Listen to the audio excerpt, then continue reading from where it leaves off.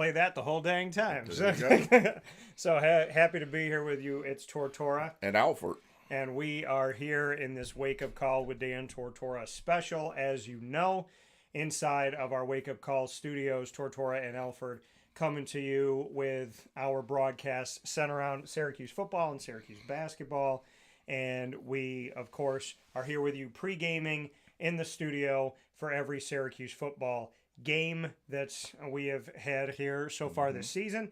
And then we also bring you post-game as well. We haven't talked about it yet, but for the road games, I think we still need to do something. Yeah, we have to figure that out. Yeah, so, cool. Especially because people, for the road games especially, are jonesing for something. So, happy to be here with you. We are, of course, here. It is the first non-Saturday game of the season for Syracuse. It is Friday night lights inside of the Dome, and it is what Fran Brown has called the Battle of the Block S, with the Syracuse Orange Block S and the Stanford Red Block S that is covered by a Christmas tree that apparently didn't realize it had to get out the way. We're here at Wake Up Call with Dan Tortora to preview Stanford Cardinal football at Syracuse Orange football. And by the way, this is a historic game, as Stanford will be playing its first ever game in the history of their football program as a member of the Atlantic Coast Conference. So this West Coast team is making their Atlantic Coast debut on the Atlantic Coast, which is fitting. And some of you might be asking, Dan, why are you talking about Syracuse wearing a U.S. Army sweatshirt? Well, I will tell you a couple reasons. Isaac, this gentleman right here, has been brandishing me with wonderful Army attire. I think that he's playing the long game of recruiting me because he got me a hat. He got me that one of the bucket hats that we wear. He got me a camouflage bucket hat. He's now gotten me this U.S. Army sweatshirt. Once I get my camo pants, I know that I will be very close to getting the other thing that I want. Yes.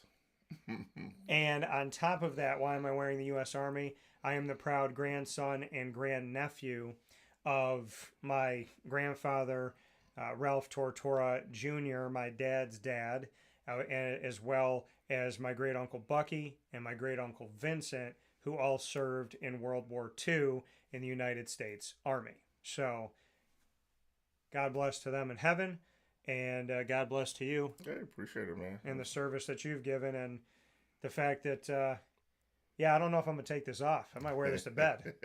It's comfortable. It is very comfortable. I had mine on a couple of days, and so, it's very nice. I like it. Well, thank you for thinking of me, and for this, you got a piece of a pasta shot. There you go. Yeah, I know. Where's the rest of it? I don't know, man. But no, I'm glad you said, Friday night lights. I think Stanford's here now, or should be landing anytime soon, because they came in early. Yeah. They want to come in today. Yeah, Coach said he was coming. I talked to Corey Etzel this morning. So they had to have been coming over shortly after. Yeah. We spoke at what would have been 6:40 in the morning on the West Coast. And he said he only had till about 7. So they probably had a plan in place maybe to do some things before they left. Yeah. And I mean, for the Syracuse fan base, don't be surprised if you see some Cardinals walking around the streets tomorrow, taking in the sights in the city, trying to, enjoy the East Coast trip. As they, like you said, they make their very first trip as an ACC member. So it's going to be interesting. I think that team has some talent. There's always some good talent out on the West Coast, high school-wise and everything. So I don't look down on any team. I don't just say, we playing so-and-so. It's going to be a challenge, and I think Syracuse is going to welcome that challenge, and hopefully they'll be up to the task and be able to put on display. I told you last week when we was in the box together, like, we got ourselves a quarterback, man, and the things that Kyle has been doing, I've been very impressed with, and the receivers too. Just not only Kyle putting the ball in the right spots, but the receivers are holding on to the ball, and everybody's making everybody look good. When that happens, you got the quarterback seeing it, and the receivers are executing. So, just hopefully that keeps going.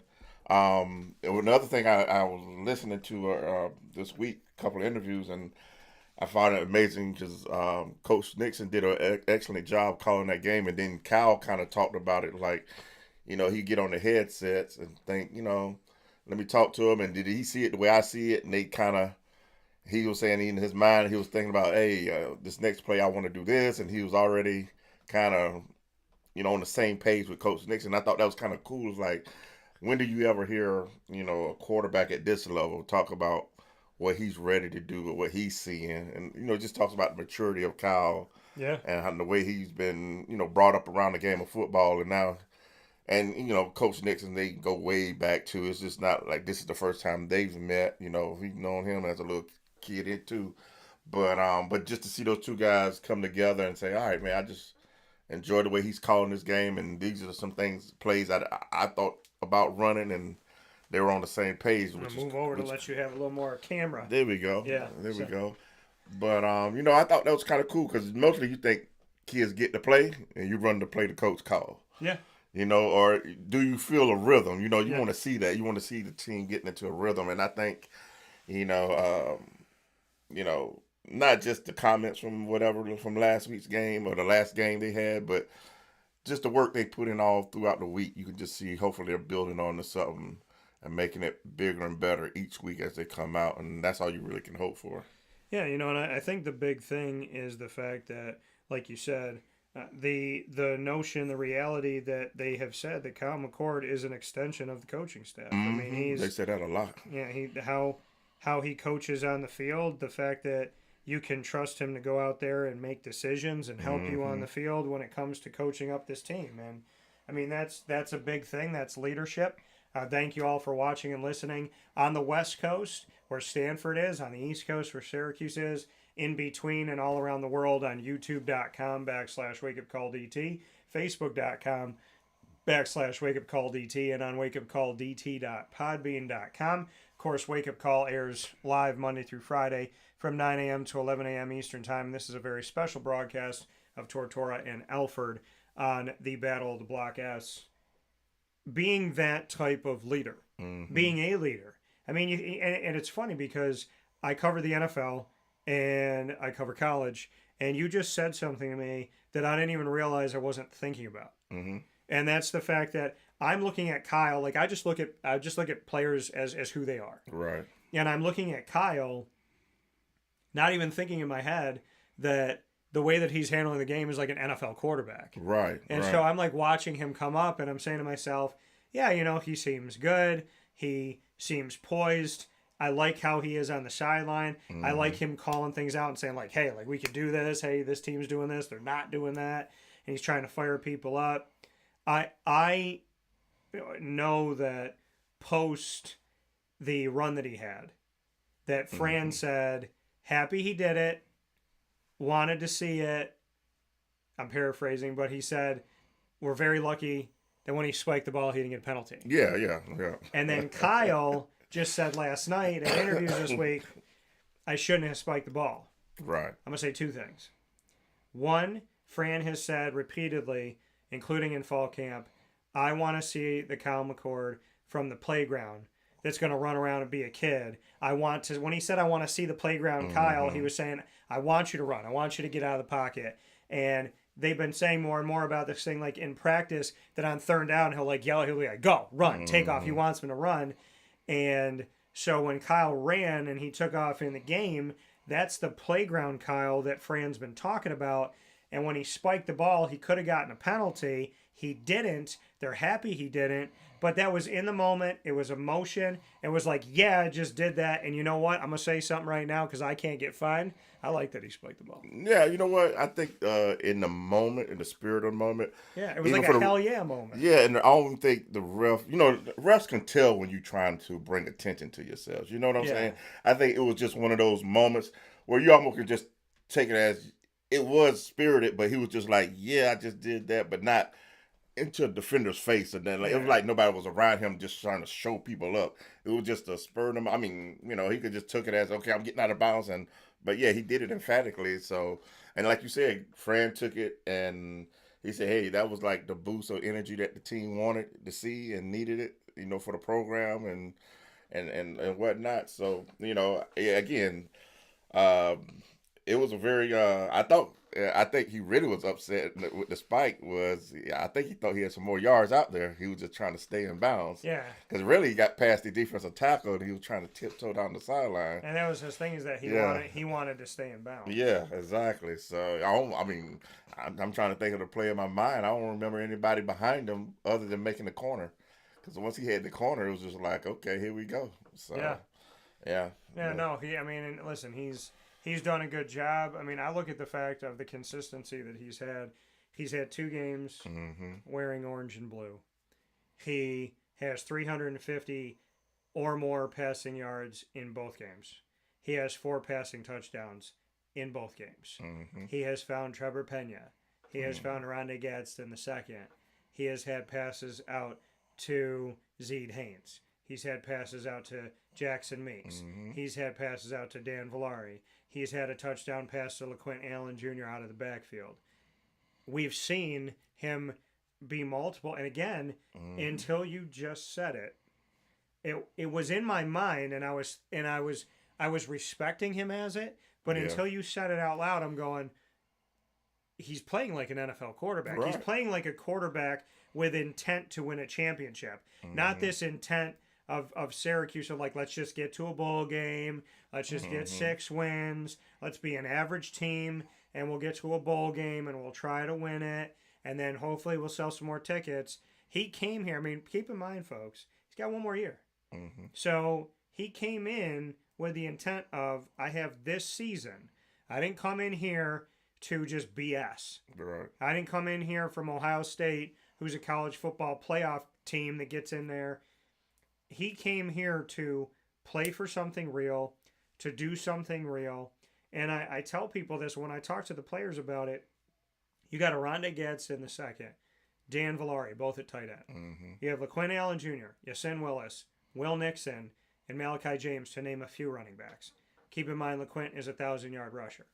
You have an offensive line with a new left tackle and Demetrius Weatherspoon, who's a big dude.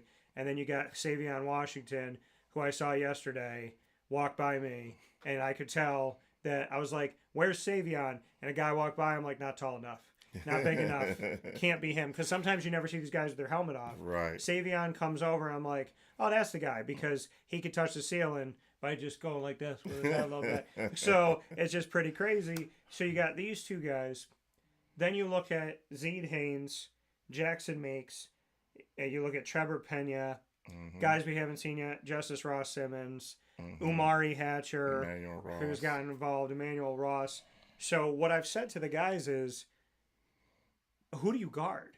There's nobody that can play Syracuse and double team anyone. I don't care how good you are. I don't care what your record is. I don't care what your ranking is. Throw me Notre Dame. Throw me Ohio State. Throw me Clemson. Throw me Georgia. Can you really double team Jackson Meeks and leave Zeed open? Can you double team Rondé and leave Trevor open?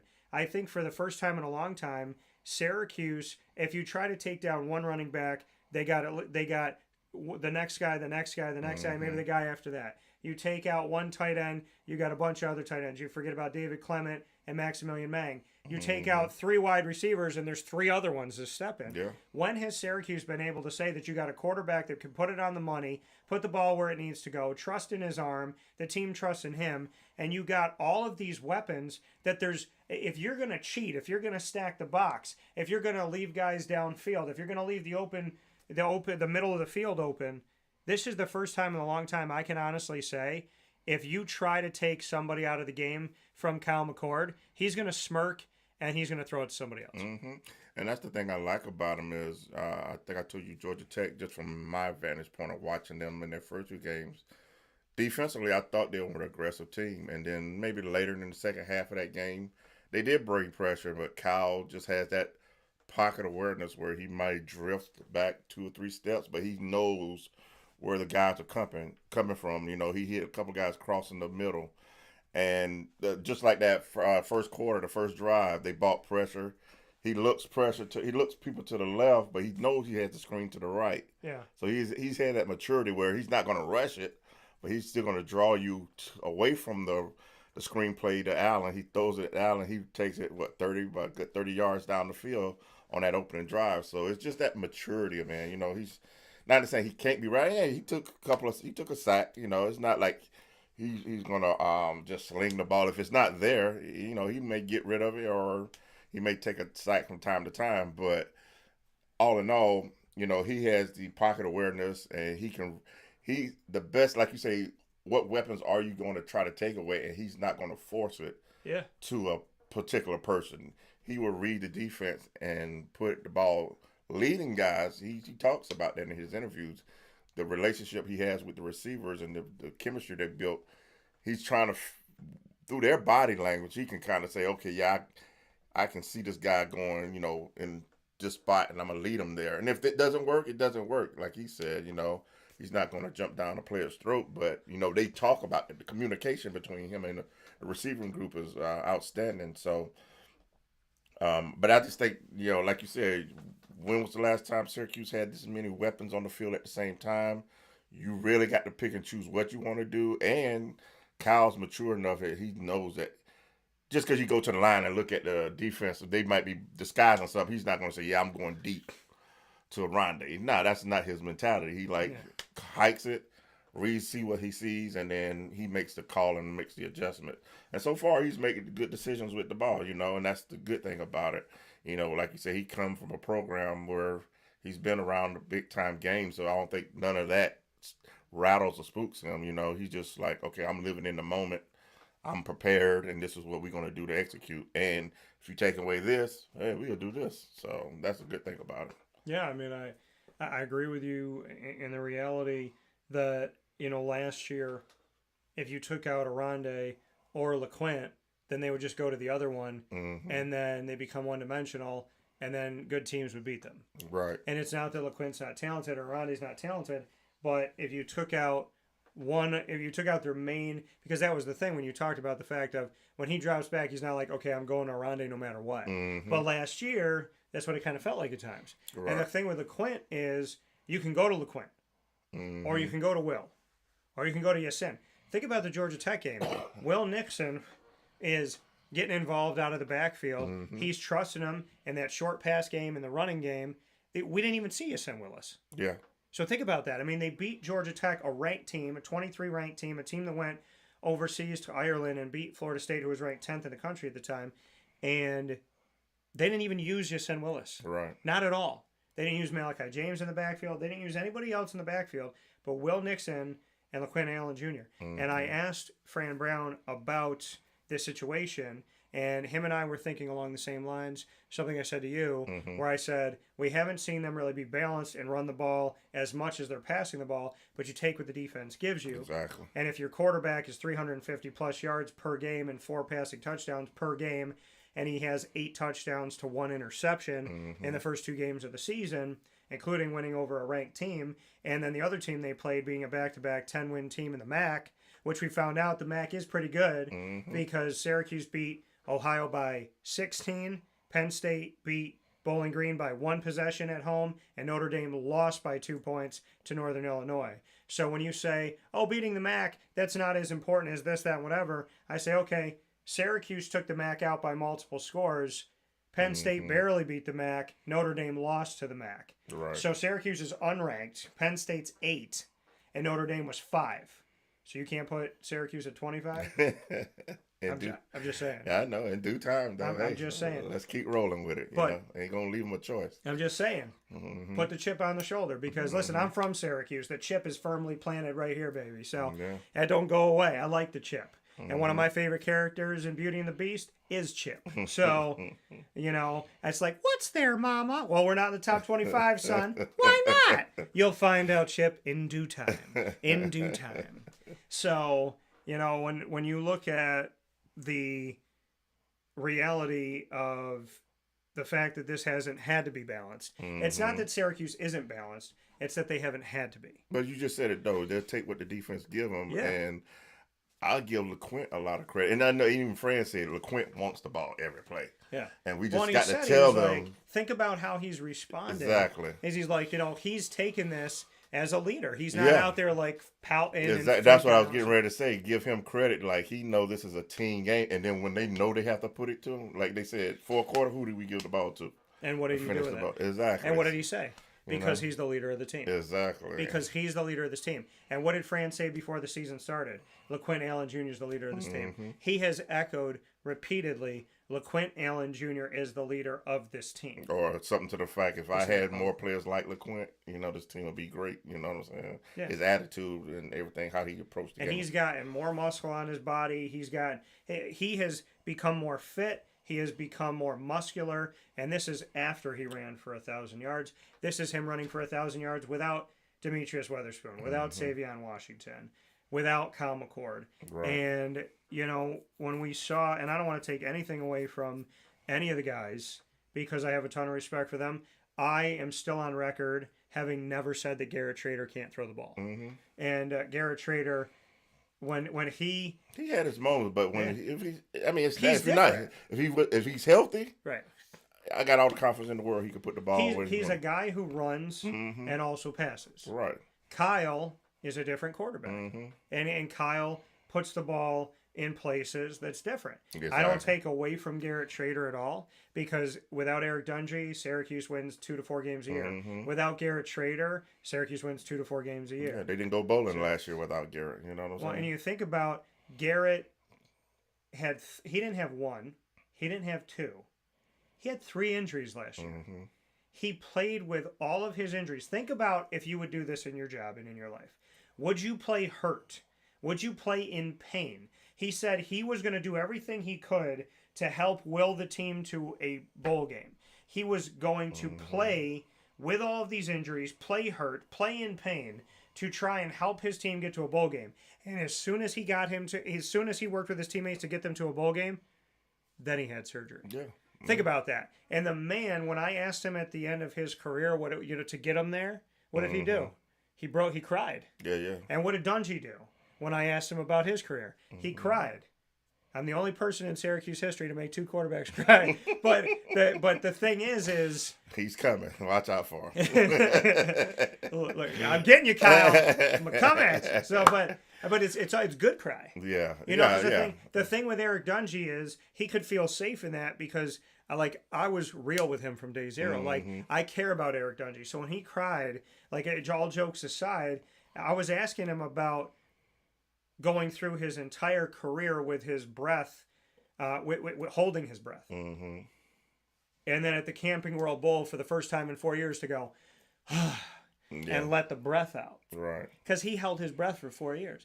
And his mom held her breath in the family because this man gave everything.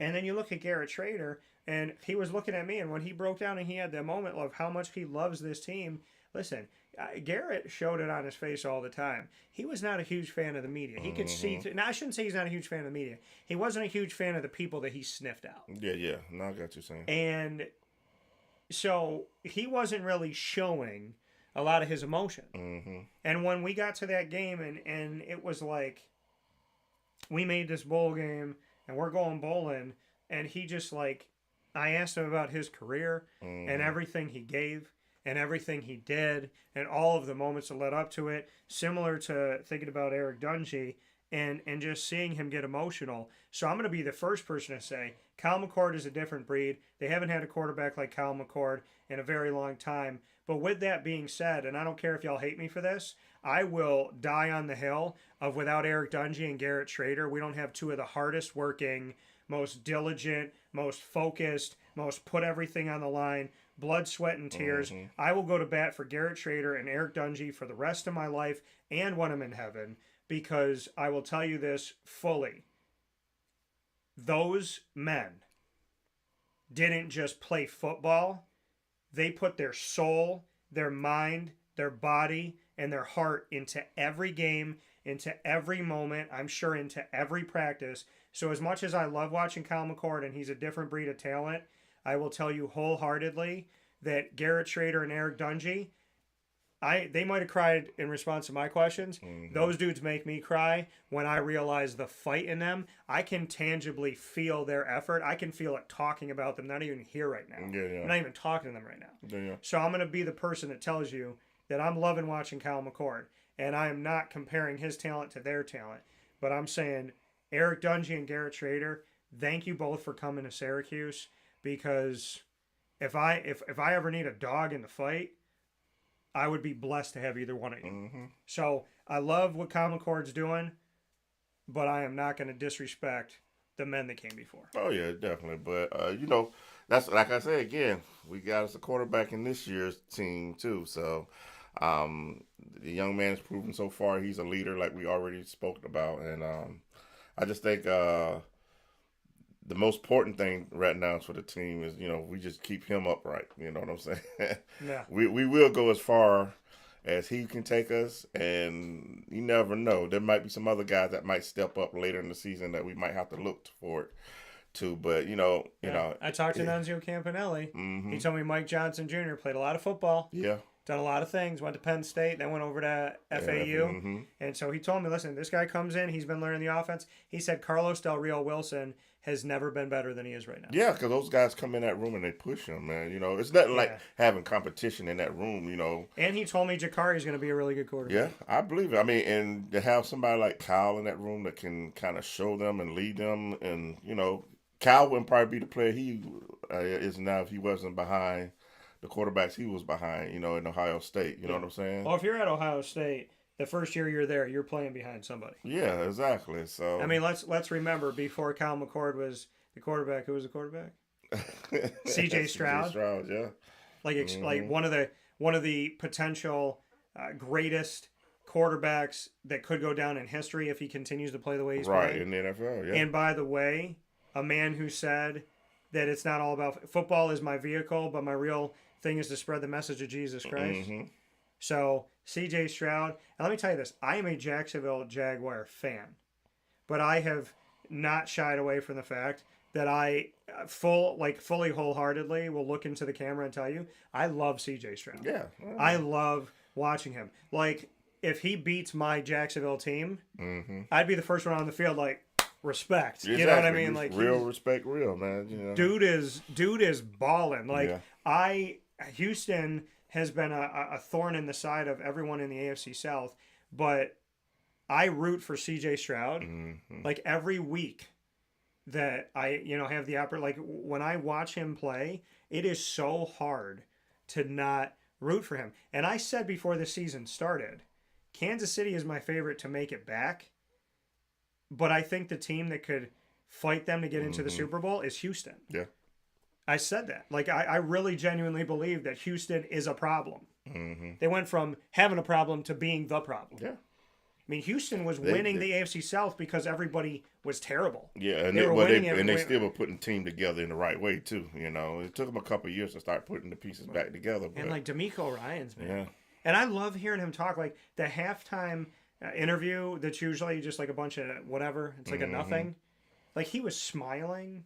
He's talking to the reporter. And I'm watching D'Amico Ryans, and I'm like, the guy looks like he hasn't lost the respect and he hasn't lost the appreciation and the gratitude that he's a head coach in the NFL. Yeah. And he was the runner-up for Coach of the Year, but he was my Coach of the Year. Like, D'Amico Ryans, if there was ever a year to give a co-coach of the year, it should have gone him. I mean, to say what he did with that team and how I young thought they Doug are. Peterson, too. I mean, How young they are. Yeah, exactly. I wouldn't have any objection to that. So no, I had Doug a couple years ago, but D'Amico Ryans, I mean, phenomenal. And, yeah, I mean, like, to your point, C.J. Stroud and then Kyle McCord. And Kyle McCord's throwing to Marvin Harrison Jr. Week 1, people are losing their mind. Should I drop Marvin Harrison? He didn't have a good game. Second week, 130 yards, 2 touchdowns. Dude balled out. Arizona scored over 40 points. The Rams got blown the hell out in that game. It's a divisional game in the NFC West. Yeah. So, but that just said, like you say, Kyle comes from a situation where now he can impart that knowledge in this quarterback room that we have, you know, and you know, maybe there's a game or two down the road where we can get up and we can kind of see the fruits of the training and I'm hoping maybe and the that Holy competition. Cross game. Yeah, we kind of circled that one on the calendar, but you never know, like you maybe. know. And I respect Holy Cross. Yeah, exactly. I got a boy that plays on, but it's like I kind of just was one of these games I thought maybe Ohio. Yeah. That we would see Mike Johnson Jr. or hey, Carlos maybe one of W. these Wilson. ACC games. You never know. Yeah. We might put it on somebody in the conference. So hey. Yeah. I just want anybody can get it. Just put it that way. I want to see some teams I want to see some guys get some time. Yeah, exactly. No offense to Kyle. Exactly. Yeah, exactly. No offense to Kyle. I mean, Kyle, just do me a favor. Okay, when the team's up by a lot of points, when you're up by 2-3 touchdowns, just take your helmet off, so Mike can have one play. Just be like, and then look at Fran and be like, oh, dude, I didn't know I couldn't take it off, and then put it on, and then smirk and wink at Mike, and then and Mike be like, oh, he did it for me, Coach. Yeah, there you go. Take it off for one play. Yeah, that's a good strategy. Next time you run for that, instead of spiking the ball, take your helmet off and throw it. Throw it in the end zone. But Fran is like, Dan, come on. Don't give him any ideas. Hey, Kyle, listen, this is my thing. There's a celebration and there's a taunt. There's a F you and there's a I'm having fun. And he was having fun. Exactly. Yeah. And that's why you don't get the penalty. Exactly. Because he was having fun. There's other penalties you give. Now, I want to ask you a question. We're going to go back to we're going to go to the Stanford depth chart after this. But I want to ask you this question. Because I was watching Monday Night Football. And Drake London caught a wide open touchdown because apparently Philadelphia forgot that the game was still going on. And so he catches it. By the way, I said that Kirk Cousins years ago was an above the equator line quarterback, which means top 15. And I'm going to stick by that. Also another man of God. And I believe that God always lets the cream rise to the top. So they score, and Drake celebrates by taking out a fake gun and going bang, bang, bang, bang, bang to the sky. Not to the crowd, to the sky. So they made him kick a 48-yard extra point because of that. And I don't know what Drake was thinking, but I'm thinking he's a Falcon. They're the Eagles. So bang, bang, bang, bang. I just shot down the Eagles. Yeah, it could be. But you know what? Now that you say that, I seen that in one of the college games. I forgot what game I was watching, but it wasn't overtly to the sky. It was actually the guy turned around to the opposing team, and so it's something. It's a fad. It's coming from somewhere. This thing, and you see, I've seen somebody else even do it straight into the camera, so it wasn't again focused at the crowd. They walked up to the cameraman in the end zone and just did this. It's something.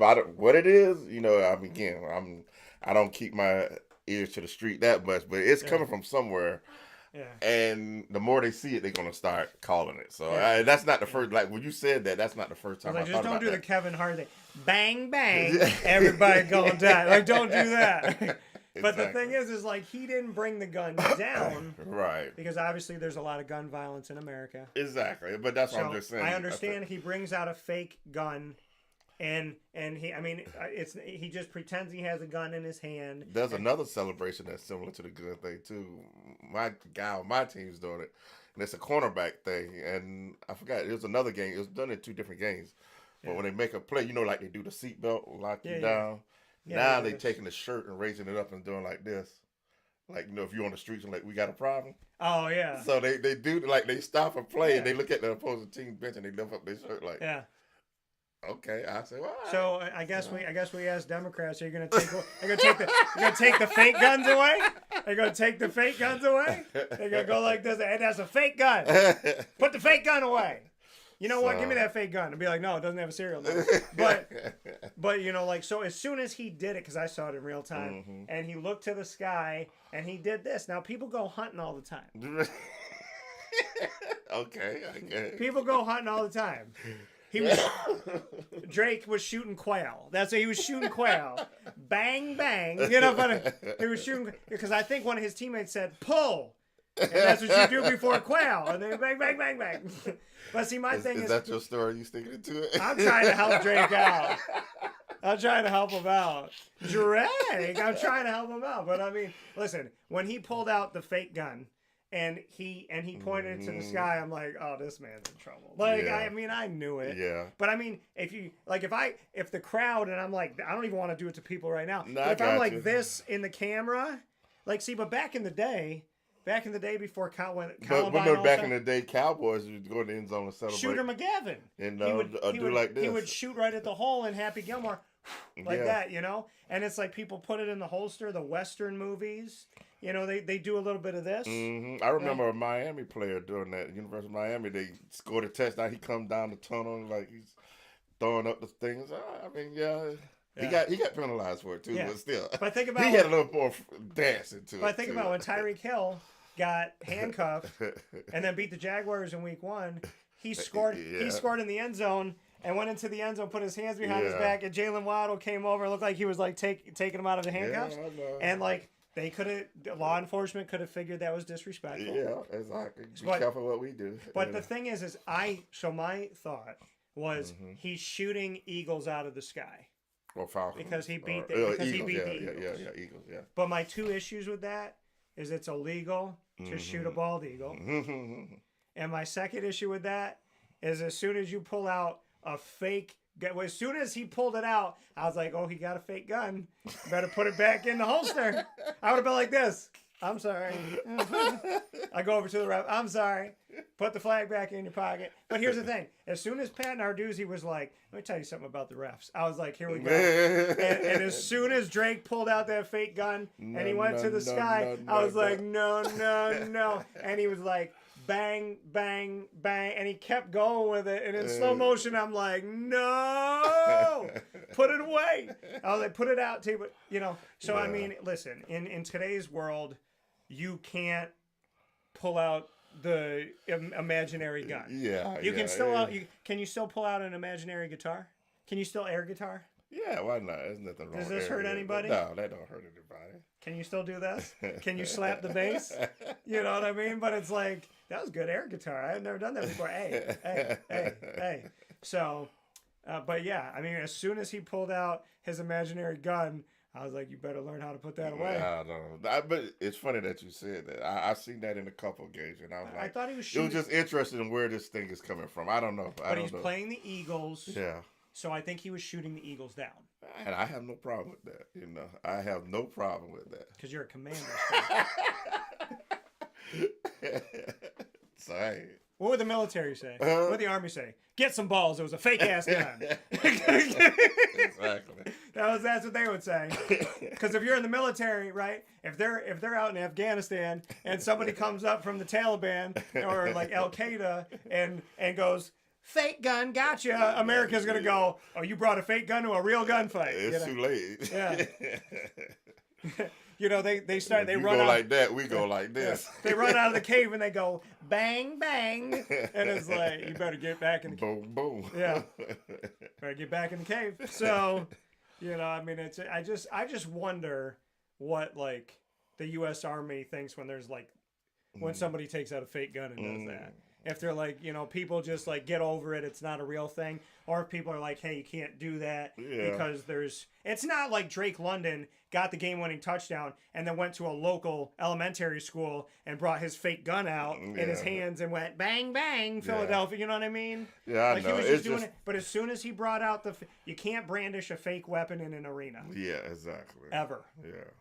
I think, you gotta have the correct taste to it, you know. I mean, you already know NFL, what do they say, no fun league. So anything you're gonna do, you gotta be. Remember when they told them that they couldn't even celebrate for that 1 year? Yeah, they wouldn't let them celebrate in the end zone, and then they quickly got rid of that stupid rule because people were like, "This is boring." Exactly. You like get to the end zone, and I can't stand when people say this. When you score a touchdown, they go, "Act like you've been there before." I'm like, just if I got in there, I'm gonna have fun. I don't know if I'm ever going to get in there again. Yeah, that's true. Right? Okay? Like, if it's like if Isaac and I got really good parking passes. I don't know if I'm ever going to get them again. So if I get it, like if we got a good parking pass that was close to the arena, I'm like, Every time I got out the car. Like, I'm going to get out of my car and I'm going to go, bang, bang. Sir, come here. Give me those tickets. Give me those passes. Took my fake gun away. So. No, that's funny. Yeah. So Drake London does not have the right to bear a fake arm. Yeah. Ridiculous. So let's. By the way, I saw a really cool bumper sticker, and I don't take offense to it because I'm not your typical media, and neither are you. Right. The bumper sticker said "defund the media." Wrong. Slow down. I got my own business. I know who he was talking about. Yeah, I'm gonna be all right. I'm gonna be fine. Right? I'd be sitting there like this. He ain't talking about me. Exactly. So Stanford, their quarterback, you're going to hear from him. For those of you watching live, he's going to be on. You're going to hear my conversation with him at 9 a.m. This Thursday, September 19th, 9 a.m. to start off Wake Up Call. My one-on-one with Ashton Daniels. Fantastic kid. Only heard good things about him. Corey Etzel was on the show today talking about him. Offensive quality control analyst. And you're also going to see my Q&A with Troy Taylor, the head coach, who was on the show for an ACC preview before. You're going to see my conversation with with Justin Lamson, who's coming back. Familiar name. So Justin Lamson's going to be on the broadcast, and which I'm really excited to share that again. And Justin remembered me because we talked during his recruitment. We talked like way back. So I appreciate that, Justin. Thank you so much. It meant the world to me. And we're also going to hear from their safety, who's going to be on. I did a Q&A with their safety, so the safety Mitch Lieber is going to be on Wake Up Call as well. So the whole first hour of Wake Up Call is going to feature the Stanford Cardinal the day before game day. So you're going to hear from quarterback Ashton Daniels, former Syracuse, now a backup quarterback for Stanford, Justin Lamson, who's from the West Coast. You heard from Corey Etzel, and I'm going to tell you that story in a second. And you're going to hear from head coach Troy Taylor and safety Mitch Lieber. The interesting story with Corey Etzel is his father is Randy Etzel. Randy Etzel was a coach at Syracuse who recruited one of my best friends, Rob Drummond. Randy Etzel, connection to Syracuse. Corey Etzel comes to play quarterback for Doug Marrone. Transfers to Maryland to play under his dad, Randy. Comes back to Syracuse to face off against his teammates when he was at Maryland. Justin Lamson is at Syracuse, also a quarterback like Corey Etzel. He leaves and is coming back to Syracuse to face his teammates. So both Corey Etzel and Justin Lamson, both former Syracuse quarterbacks, both coming back to face a team that has players that they were teammates of. It's Corey's third time back, came back with Maryland and UConn, now Stanford. But him and Justin Lamson have this really like crazy world in common of both being former Syracuse quarterbacks and coming back soon enough to go up against their teammates. Yeah, that's kind of cool, man. Yeah. You know, you never know. I think he was he probably never thought when he left Syracuse. Oh, he said Stanford. He's like, I never thought I was going to find Syracuse. Yeah, exactly. Maryland and UConn make sense. Yeah, exactly. That's more regional, northeast. Close proximity. But back when geography mattered. Exactly. When the ACC was only on the Atlantic coast. Yeah. There's a Pacific Coast team in the Atlantic Coast Conference. So yeah. And people overseas are like, make it make sense. I know I have a little smile when I see watching little videos and you see ACC on the field out there on the West Coast. So, yeah. Week 1 against TCU, when I saw ACC on the Stanford field, I was like, this is so weird. And then I was watching the Big Ten, and it was like Oregon had the Big Ten or somebody had that on there, or USC. And I'm like, just watching these games in Week 1 and seeing all the logos going, Arizona seeing the Big 12 logo. I'm like, none of this makes sense. It looks like somebody played like a weird April Fool's joke. Yeah, just threw everybody in a pot and just scrambled them around and say, oh, here you go. It don't feel right. The Big 12 has 16. The Big 10 has 18. The Atlantic Coast has Pacific Coast teams. But the Pac-12's coming back. And the Pac-12 has 2. And those 2 are inviting people and saying, F your money. And made a deal to schedule games with the Mountain West but not become a part of the Mountain West.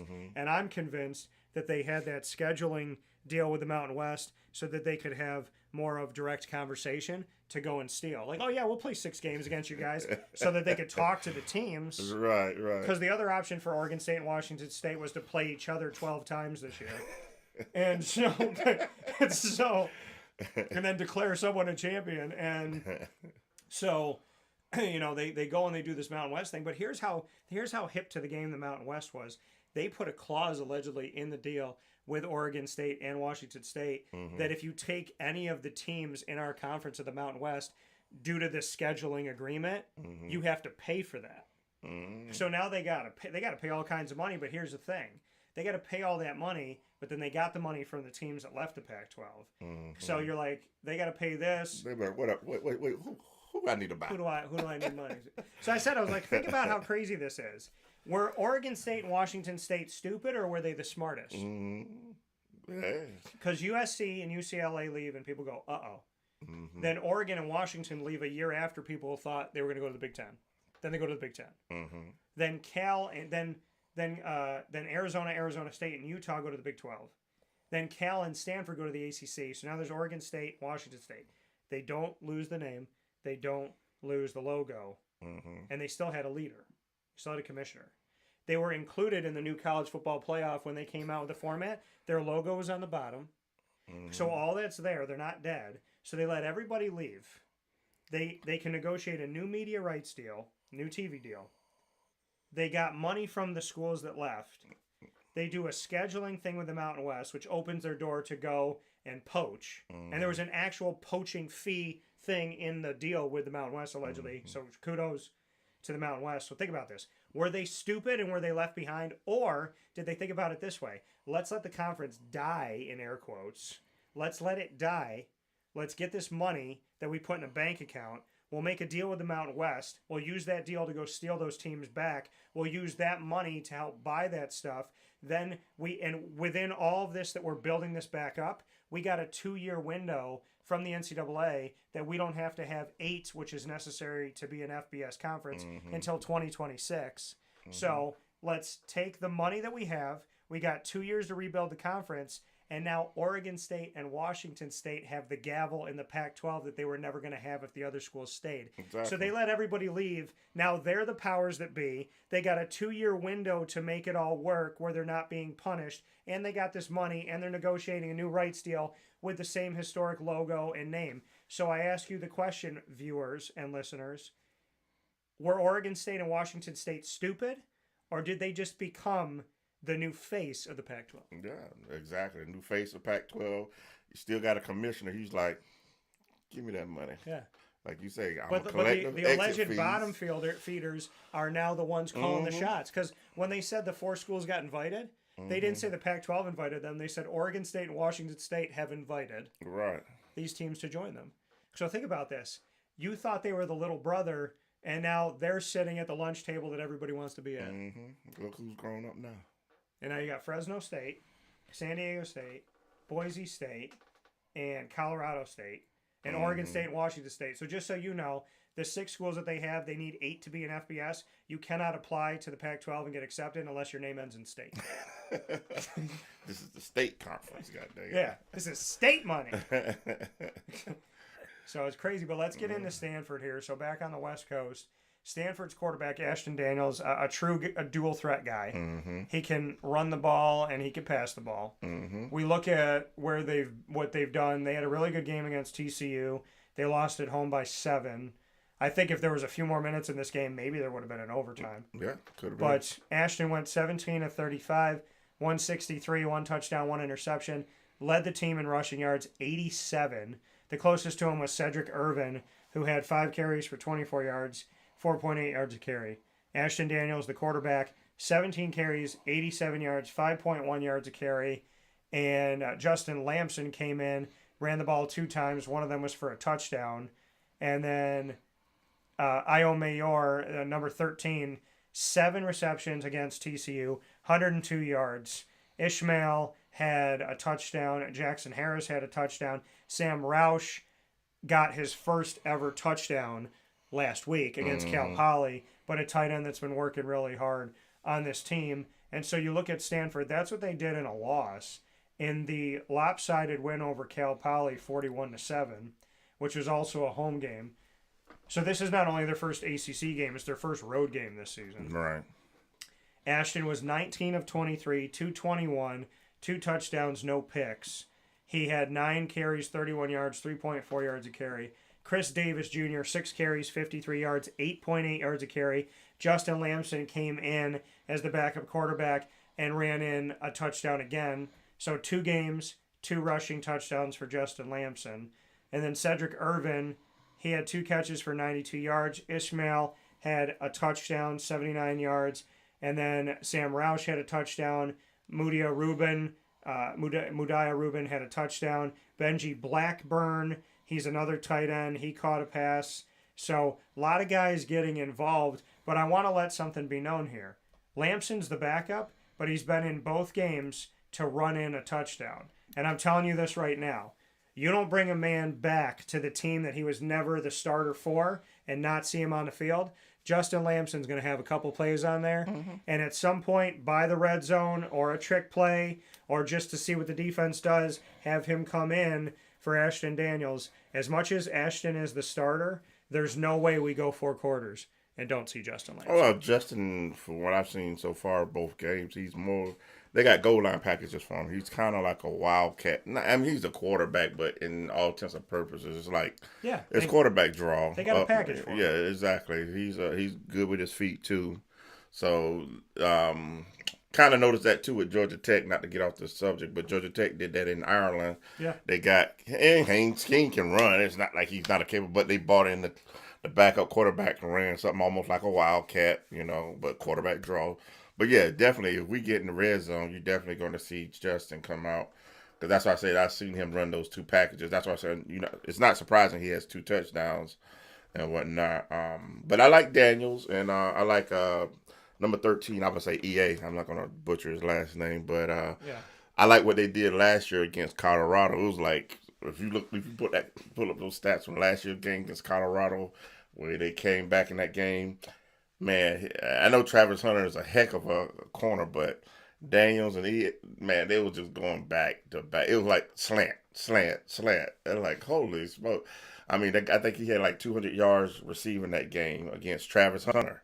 That's how effective that duo was. So I would say just by watching the Cal Poly game and maybe the little bit of TCU game. 46-43 double overtime. Win for Stanford.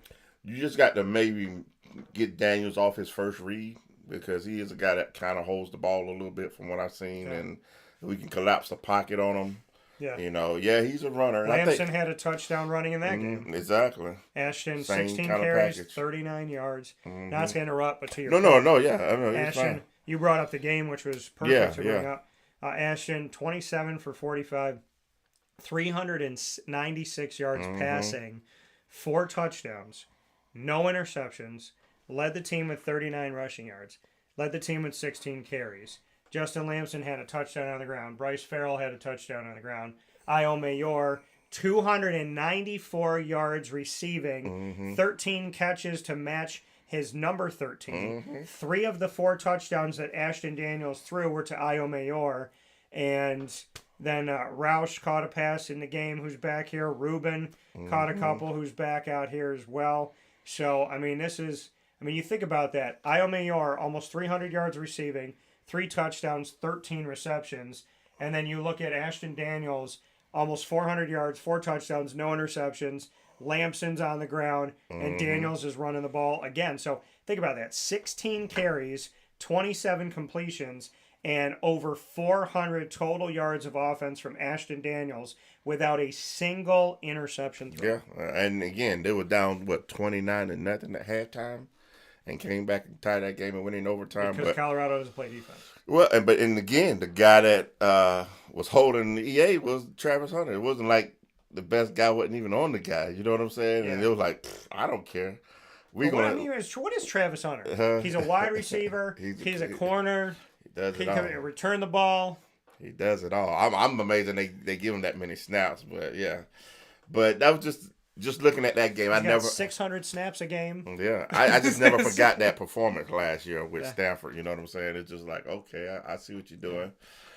So yeah, it's going to be interesting. And like you say, Daniels, he's dual threat. So I think even with Haynes King, we're just going to be another continuation. We're going to see a group of guys in this UNLV, the former Holy Cross quarterback that ran against us a couple years ago, he transferred to UNLV. I watched the game last Friday night, and when they said his name and where he came from, I'm like, oh, okay, that makes sense. And then, so So even if you don't have a team on your schedule because of the transfer portal, you may see the same players again. exactly. So I think it's a quarterback we played a couple years ago with Holy Cross. So you know, again, this is just going to hopefully sharpen the Matt Sluka. Yeah. They're going to just sharpen the defense up. We're going to see these guys. And so, but again, like I said, we can probably get Daniels off his first read and maybe second read, and maybe hold the ball a little bit and give Fidel guys, and the rest of the defensive line chances to get into the collapse the pocket on them. That might be a little strategy there. So, but again, by no means, like I said, I'm taking this game any lightly. I think this is a good Stanford team coming in here. And worth noting here, their kicker for Stanford, Emmett Kenny, is 100% across the board. Mm-hmm. He is 8 for 8 on extra points. He is 4 for 4 on field goals. 2 for 2 from 30 to 39 yards on a field goal. From 40 to 49, he's 2 for 2. Why is that important? Because he's playing in a controlled atmosphere in a dome. Somebody need to open up the door. Yeah. So somebody needs to bring back them wind tunnels. But so Gathan Bernadelle on the defensive side, linebacker, leads the team with 16 total tackles. Jay Green, safety, has 12. Mm-hmm. Tristan Sinclair, linebacker, has 11. Mitch Lieber, who I spoke with, who you're going to see tomorrow on the show, safety, has 11. And then as far as looking at who has sacked the quarterback through 2 games here, Tristan Sinclair has a sack, as well as Jayshawn Frosto Ramos, cornerback. He has a sack here for the team. None of the defensive linemen have one as of yet. Mm-hmm. And as far as interceptions go, Colin Wright, corner on the team, he's got an interception. He is the only interception in the first 2 games for Stanford. And then forced fumble recovery. Jay Green forced the fumble and recovered it himself. David Bailey, linebacker, has forced a fumble this season as well. And we have a fumble recovery here that I'm trying to... They say that there was another fumble recovery, but I'm not seeing who recovered it. So we have Jay Green has forced a fumble. David Bailey's forced it. Jay Green has recovered it. So, I mean, defensively, they got 5 guys that have 10 or more total tackles in 2 games. Mm-hmm. They have 2 sacks in 2 games, 1 interception in 2 games, and 2 forced fumbles in 2 games. Okay. And then when you say about how well have we been doing at turnovers? I mean, in our first 2 games, defensive for us. Yeah, when you start reading those stats, I'm like, I know we've got sacks. Yeah. Fidel had 2 sacks in a game. Yeah, I know we've had sacks, but have we turned anybody over? Syracuse in 2 games has only 4 sacks. Mm-hmm. I think that's wrong. But he's got a half a sack for Dennis Jaquez Jr. on the D-line. Mm-hmm. Kevin Jobity Jr., a half a sack on the Mm-hmm. D-line. And then Fidel is credited with 2. I think he might have had another one, but maybe there's a penalty or something. Could have been. Because I been. feel like he had another one.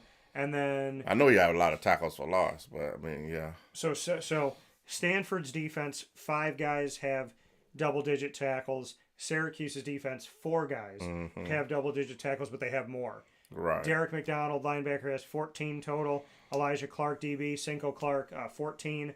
Justin Barron, the roving player that we have here, the defensive back, who's kind of a linebacker too. Mm-hmm. He has 14 total tackles, leading the team. No surprise, Texas A&M transfer, the only guy that's on the D-line without an or on the depth chart, Fadil Diggs, with 15 total tackles. He's leading the team with 2 sacks. Interception-wise, James Hurd Jr., the linebacker. That tip ball. Yes. Who is now starting Yes. in the absence of Marlo Wax Jr., and he is starting next to Derek McDonald. He has an interception, the lone interception for the team. Yep. And then Marlo Wax Jr. has forced a fumble for Syracuse. So Syracuse has 1 forced fumble in 2 games, none recovered. Mm-hmm. They have 1 interception, and they have 4 sacks. Fadil Diggs accounting for half of them. Yeah. Now, when you say James Hurd, I thought about the play it came to him with the ball off the tip after he came in and caught that one in the second half of the first game. Yeah.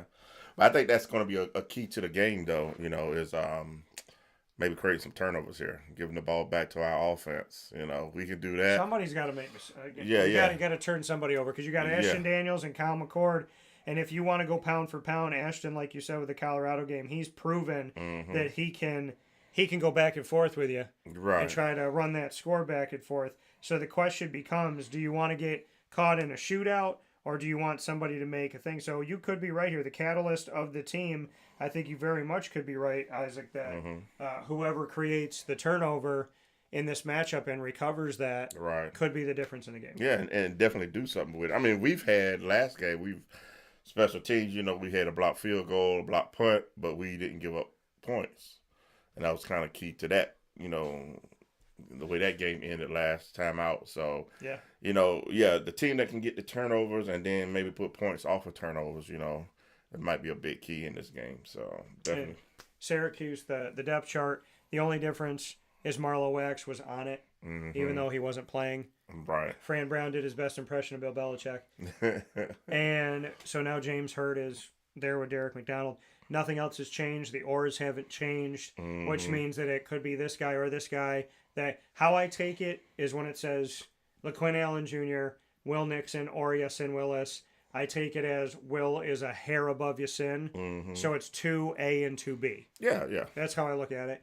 And then, but nothing's changed. Quarterback, offensive line, running back, wide receiver, tight end. The whole defense outside of James Hurd's name being there as a starter now. Nothing's changed. Kicker's the kicker. The punter is the punter. The holder's the holder. The returners are the returners. So we have seen that. But with that being said, I had an opportunity to speak with the one and only person who Isaac is the first person in the fan, actually started the fan club for Malachi James. And we got a lot of ones that you can go and see. You can go to youtube.com/wakeupcalldt, facebook.com/wakeupcalldt, X @calldt, any one of those, as well as Instagram @wakeupcall_DT, and see my conversations going into this week with quarterback Kyle McCord, my extended conversation with the associate head coach for offense and quarterbacks coach Nunzio Campanile, and the man who you're about to see right now. And I felt the need to play this because of how Isaac talked about him to me before anybody did. So here is my one-on-one with the one and only Malachi James, and you better stay till the end to hear what he has to say.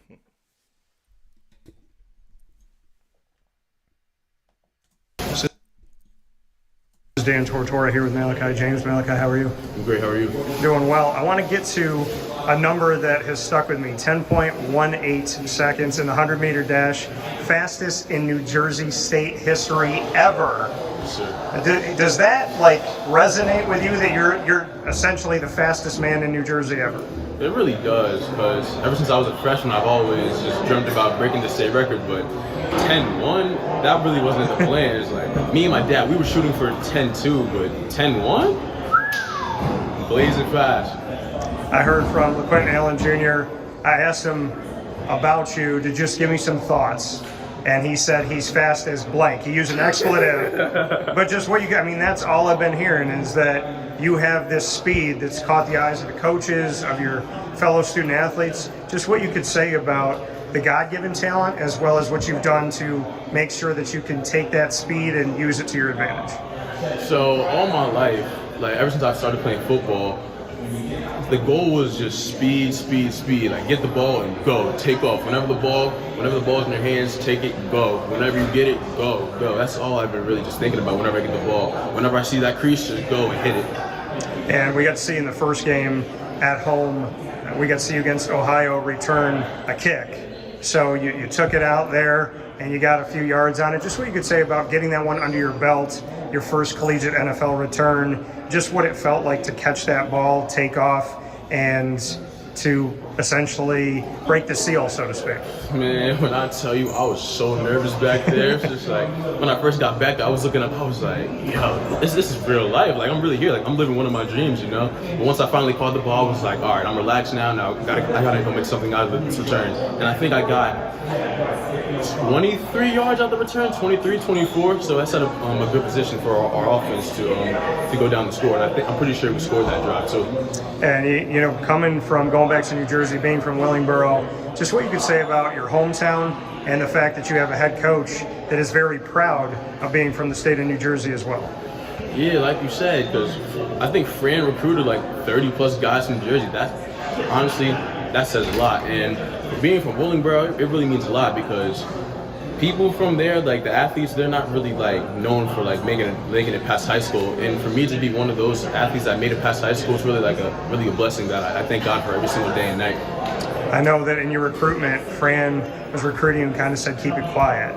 Why did you agree to do something like that? You and Fran have this recruitment kind of behind the scenes that was not something that was overly publicized. Why did you agree to do something like that and kind of say, you know what, I'm going to commit to you and we're going to kind of just keep this on the low? Well, number one, Fran said he didn't want anyone in this business. And two, it was important for me to gain his trust because I knew if I posted that, I'm pretty sure he wouldn't trust me. So it was really important for me to gain his trust automatically before I stepped foot on campus. Why did you believe in his message? Ever since I was in 8th grade, when I first talked to him, because of my uncle, I forgot how we got in contact with him, but he somehow did, and he was just talking to me and my friends like about having good grades, the game of football, what football can do for you after, like if you don't make it to the NFL, you can still be involved in the NFL without like actually playing in it. So ever since then, I've always just trusted him in his words. He never told a lie. I spoke with Coach Villano, the special teams coordinator, and he said that, you know, obviously if you're talented and you do good things, it's going to be hard to keep you off the field. You are a true freshman. So there is that rule of playing 4 games or less and they can redshirt you. Are you hoping that you do enough and they don't redshirt you? I pray to God I don't get redshirt. I really hope so. I really hope. Because I feel like on the special team side of the ball, I really can contribute in a multitude of ways. When we look at the backfield, the Quentin Allen Jr., Will Nixon, Yasin Willis, and yourself, what is that backfield? How would you define it when it comes to the amount of talent that you have and the multiple different styles of game that you have? Dominant. That's all I can really say, bro. Just dominant. Like you said, LeQuint, Will, Yasin, me, Hart, Jordan, Chandler, Max, all of us. We're like, I'm not gonna say dynamic duo, but I don't really know what to call 8. But we're all just dominant. We all work hard. We all have our strengths, and I really feel like that contributes to our backfield. We have seen the flash in DC. If you had to go up in a race against Barry Allen, who would win? Me. Why? I'm just faster. You're just faster. Yes, sir. Fair enough. I don't know any other way to end this, man. Thank you for coming to Syracuse. I know people are excited about it. Yes, sir. Appreciate you. There you have it. My man's fast. I'm faster than the Flash. Mm-hmm. But that's why I like his answer about what he said when he was growing up about just getting the ball and go, just keep go hit the crease, go, and you know, just when they were recruiting him and the kind of the backstory, like you said, with friends, he don't want people in his business. You know, he knew he had somebody, and that even as he told you, like friend at an early age, 8th grade, you know, friend connection with the community.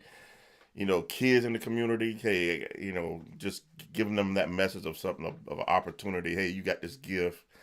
Kind of let the gift use it to your best advantage of. It can take you places, you know. It's just, you know, and it can not just only be football. You can do other things after the game of football. So, you know, that you could still kind of see Fran in the state of New Jersey, you know, for what he do in his community, how that's going to benefit, you know, other kids in those environments that, hey, you know, if you believe in what I'm telling you, then, hey, I got a spot for you if you are willing to take it, you know, to come play for them. So, I mean, we see there's like 20-something players on this team that's from the state of New Jersey. So, and again, it's not, and over half of those probably, Fran wasn't just recruiting them just as the head coach of Syracuse. He knew those relationships go way back. So that just speaks a lot about Fran. So, yeah. I look at the fact of just Nunzio Campanelli. He played at Paramus for his dad, Mike, as a quarterback and a safety.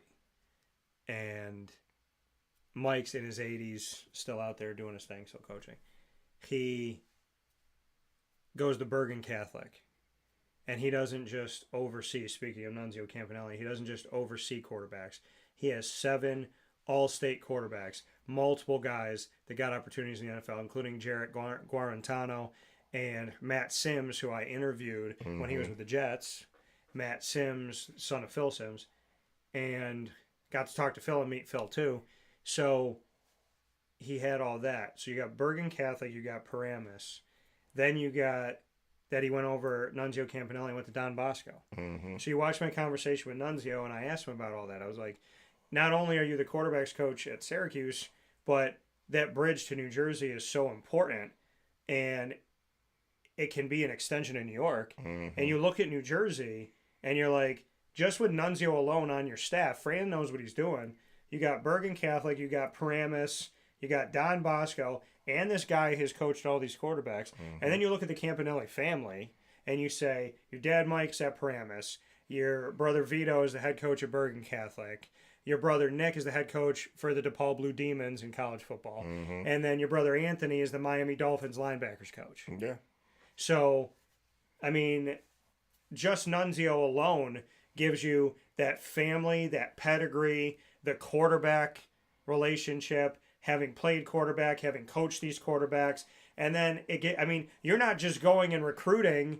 Like, Nunzio's calling his dad, and then my dad's still telling me, who's out here, who's good. Mm-hmm. Calling up my brother Vito, going, Vito, what do you got for me? Mm-hmm. Because Vito, it might not even be on Bergen Catholic. Vito might be we just played this one team.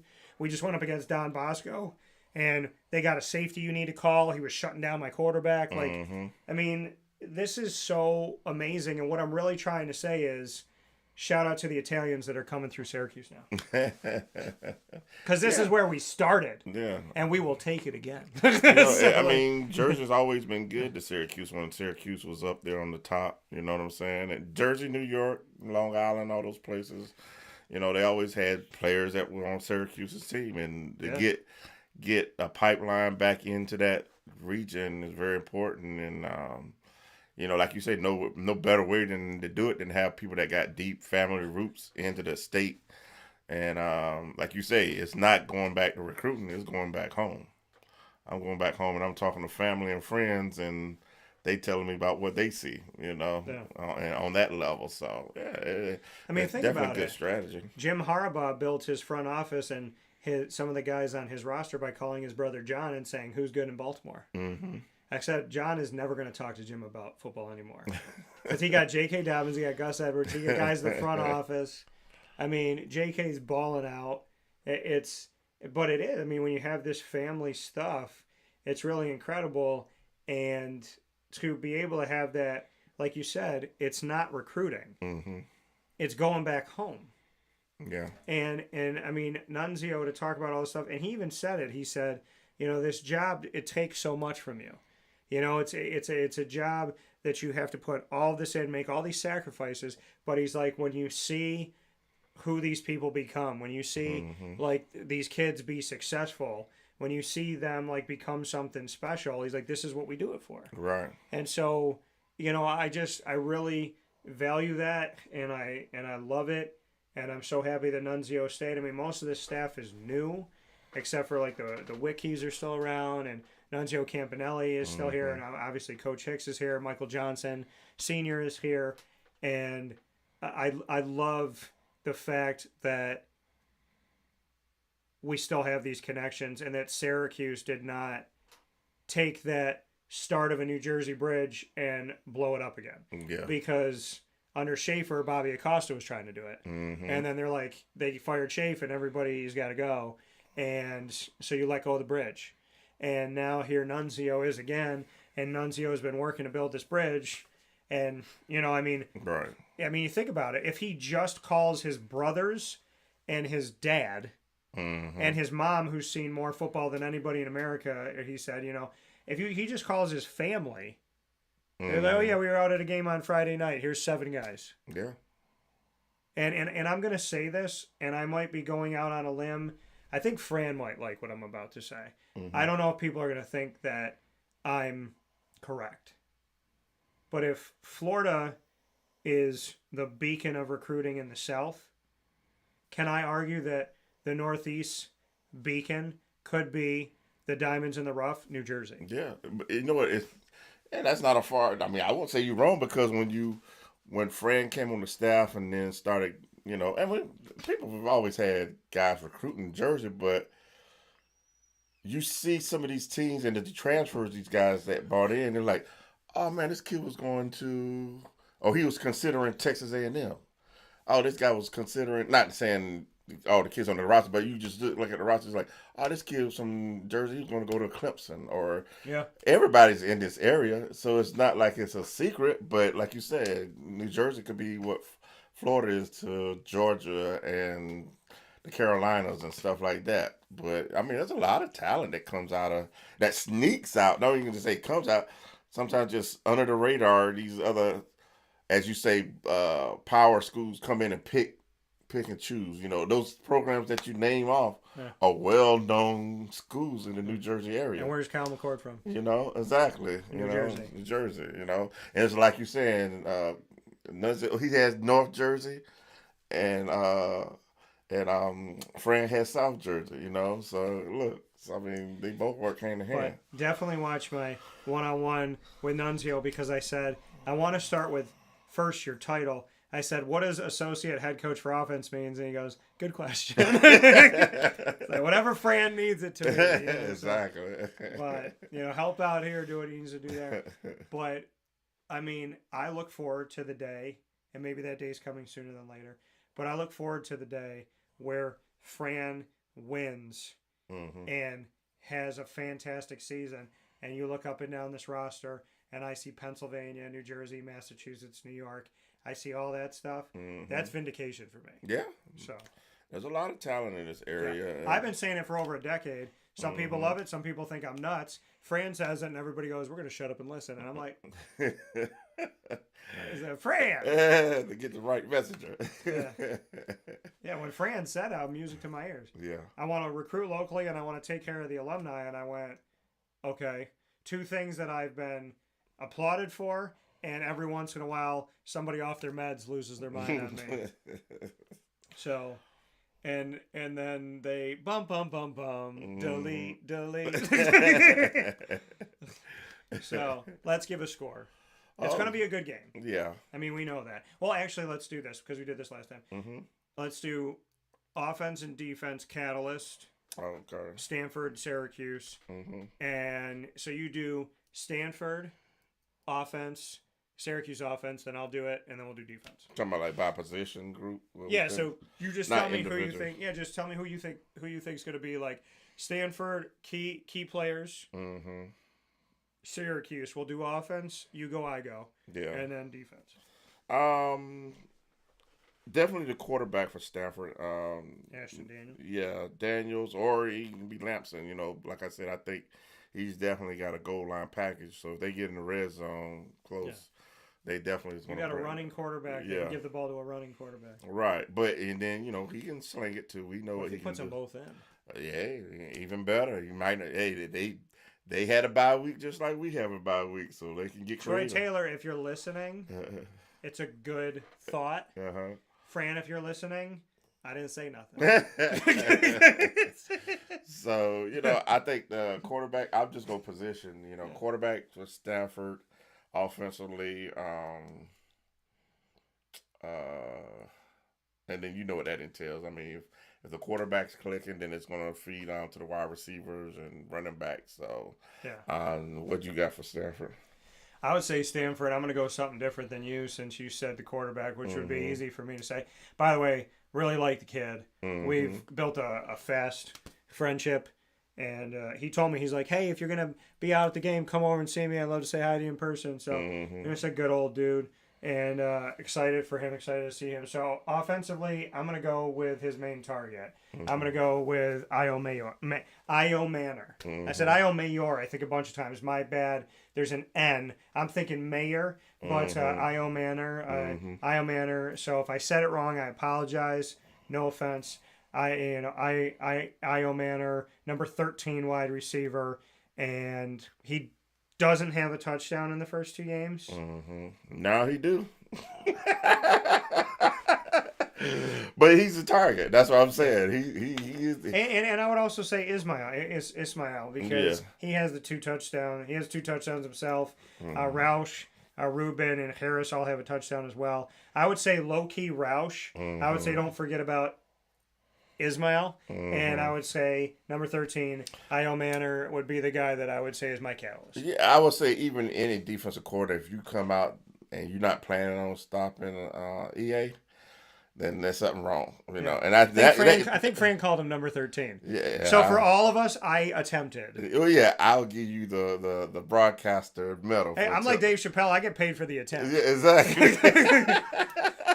I just leave it at that. So, but maybe teams have been. He's the man. He is the man. So maybe that's the reason why they're keying in on him. Yeah. Exactly. And other guys people. are eating. You took the word right out of my mouth. Sorry. Other guys can eat. No, you good. We're on the same page. The other guys going to eat what you leave them, but I wouldn't be shocked. I mean, if you did get one, you know what I'm saying, and it might be just one of those things where we say, hey, this is my best guy and this is your best guy. Let's see what you can do. Yeah. So Alec I.O. Manor. Is that the phonetically? Yeah. Alec from Stanford. Alec I.O. Manor. There we go. So I said it wrong every time. Alec I.O. Manor. I looked at it and I said, EA. Isaac looked at it and went, nope. Nope. I pick him to be a catalyst, but I'm not going to. Yeah. Fran said number 13. I know what he meant. Fran ain't stupid. Yeah, I know what he meant. Ain't going to be no bulletin board material here. Yeah. Oh, they don't say your name right out there. Yeah. But, no, I got it. Yeah, I feel those two. And like I said, if the quarterback and him making that connection, I can see it. You know what I'm saying? But I will say this, though. Maybe I said quarterback, but I will say I don't know. I'll say the count. Offensive line for Stanford. I just want to see how they handle what we bring to the table. Yeah. If they control the line of scrimmage, then yeah, it can be a decent game for Stanford. If we can create some havoc, yeah, then you know, and maybe I'm giving up my key to my defense, but but now I'm thinking about it. Yeah, but I think and it's to see what this team. I mean, like you said, obviously they're looking at different guys, and you know, Ismail, maybe he's been taking advantage of the fact. It has been taking advantage of the fact of people going after I.O. Manor. So we shall see.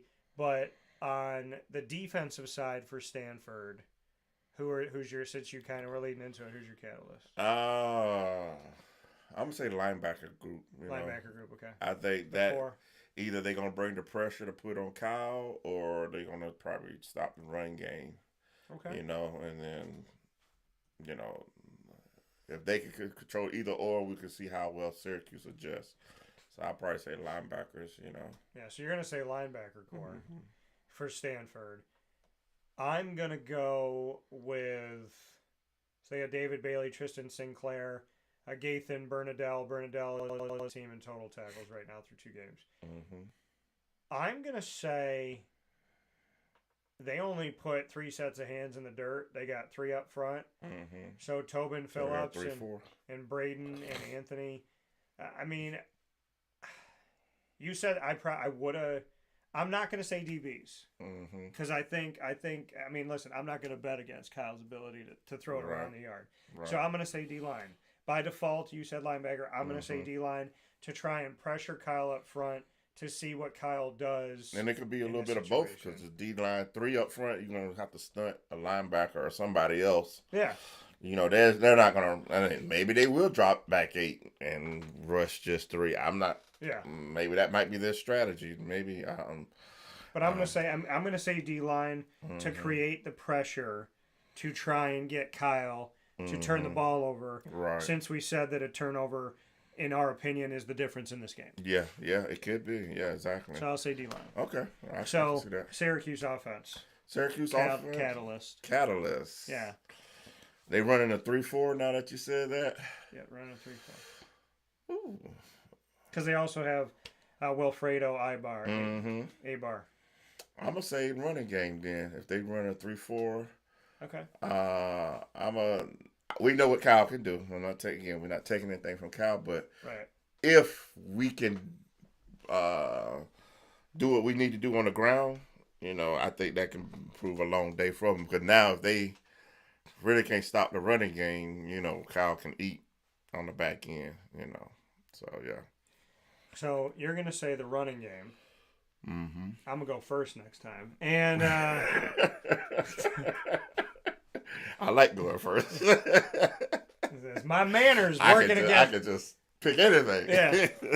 You get to go in the grocery store and pick whatever you want. I get to go to the grocery store after everybody was eating toilet paper at the beginning of COVID, putting salt and pepper on it. So I'm out here with one cantaloupe rolling down the floor, and there's like 3 eggs, and then there's like somebody that's like in the back trying to look for the produce and looking for the cheese and stuff, and they're like, "Do you work here, sir?" And he's like, "Shut up, man." So that's what I did. I went in and saw the like Stephen King version of the grocery store. You got to go into the grocery store when eggs were 99 cents. There you go. You habitual line stuffers. You got to get there first. My manners are working against me. My IO manners. So I'm going to go with, you're going to go with the rushing attack. I'm going to say that the difference in this game, I'm going to say the wide receiver core. And I'm going to say the core itself. I'm going to say Arande with multiple touchdowns, Trevor with multiple touchdowns.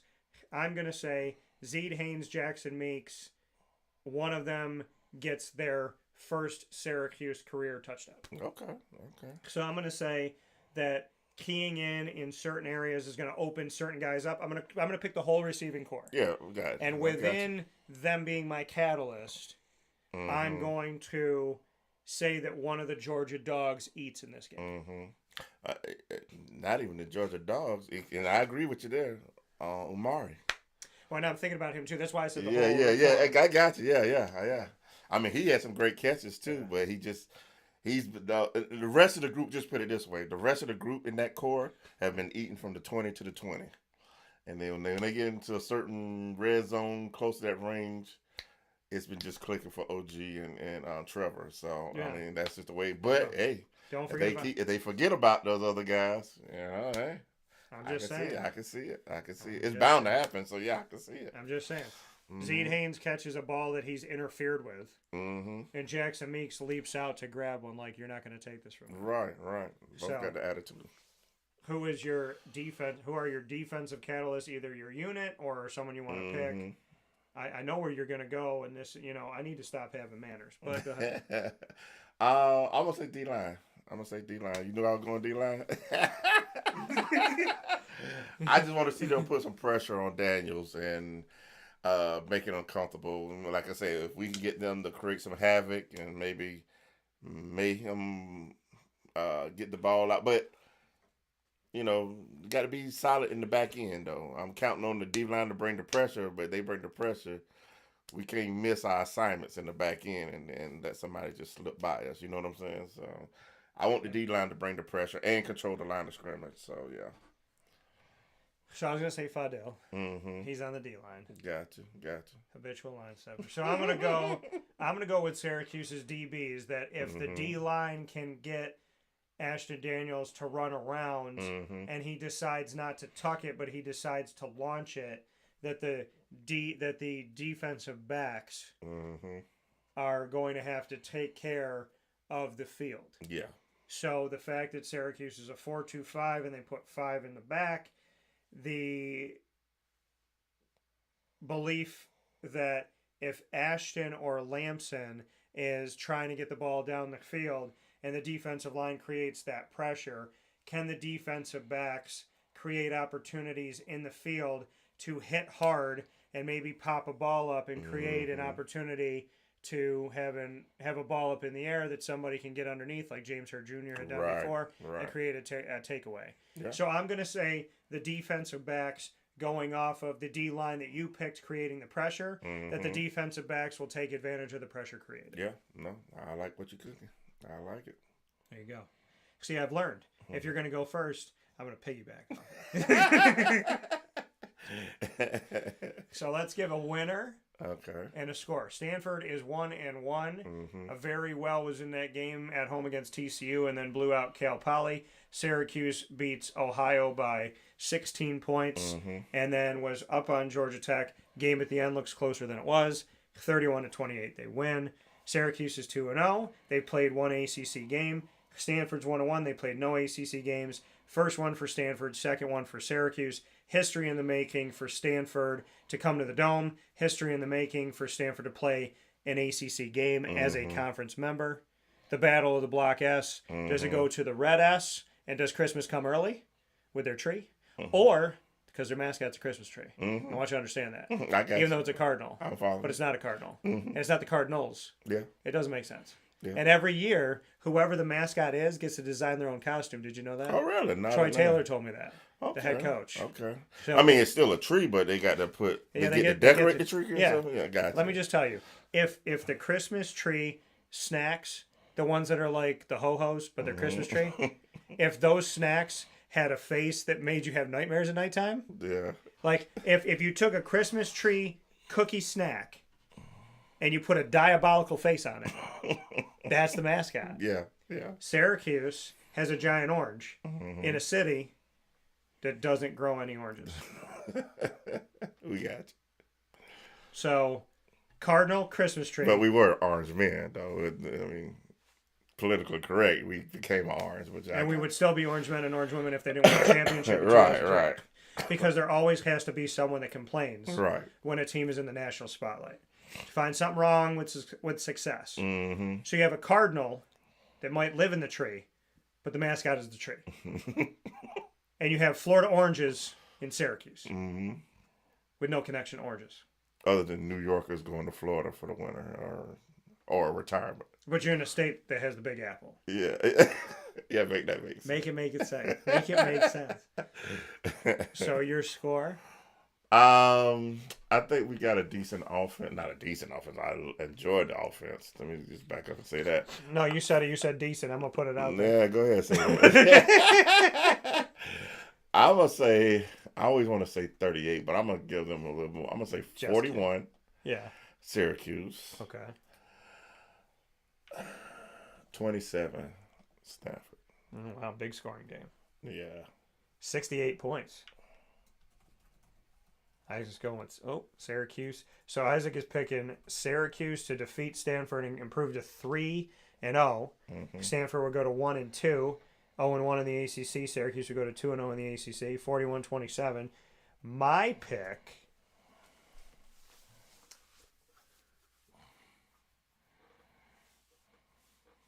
I gotta go with the one that I saw. 35-20. 35-20. Okay. 35-20 Syracuse. I can respect that. 35-20. And really, I think it's not decent offense. I think we got an offense that can average like 30 points a game. Yeah. You know what I'm saying? But we get a couple of turnovers. You know, we might hit that 40 mark. Yeah. You know. So I'm going to say 35-20. I got close last week. I think I said 38, but I had, 38-24, something like that. Yeah. I was like, I was there. So we shall see. Isaac's picking Syracuse. I am picking Syracuse in the Battle of the S, which is this Friday night. Don't show up at the Dome on Saturday. Please don't. Friday night. Okay? If you need any help, this would be really low. And I respect both teams. I want to be clear about this. This would be interesting.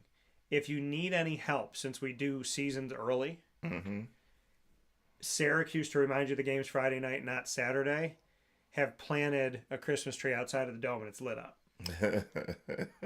Or it's the mascot. I have no idea. Oh, really? There's a tree? I don't know. Okay. I don't know what we're going to do. I've also suggested, since before Fran came here, we had no traditions. So I thought we should do the rolling of the auto and put him at the top of the hill and have him roll down. You know, I mean, he's an orange. Yeah. So it would make sense to just make him a meatball because there's a lot of Italians here. The Syracuse meatballs? No, let's stick with ours. I was saying. Meatball. Well, let me put it to you like this. He did look like a meatball in the beginning. Well, here's the thing. The Jersey Shore had Snooki, and they called her a meatball. Okay. And her color of her skin, orange. I got you. See, I made that make sense. So we're both picking Syracuse. It's the Battle of the Block S. This is Tortora. And Alford. And we will see you at the Dome. Get there safely. Don't take the route that we take. Just stay away from that. Stay away from our route. Yeah, we're not telling you. We're not even going to tell you what it is. Just stay away from it. I've actually paid Google that when you click and when you go to type in our route, it says not found. So, but we will see you at the Dome, God willing. Be safe. Friday Night Lights. Let's pack the Dome. Let's have some fun. Corey Etzel, welcome back to the Dome. Justin Lamson, welcome back to the Dome. And I know this because I talked to Corey. Welcome back to the Dome. Randy Etzel is coming. Oh, nice. So we'll see you all at the Dome. Be safe. Stay well. Tortora and Alford is going to be there, of course, doing interviews. I'll be talking to the guys after the game. And we'll, of course, be there pregame and we'll be there postgame as well. Mm-hmm. So we'll talk with you soon. Stay safe. Stay blessed. And as we always tell you here on Wake Up Call, God bless. No stress. Do your best. Have a beautiful night.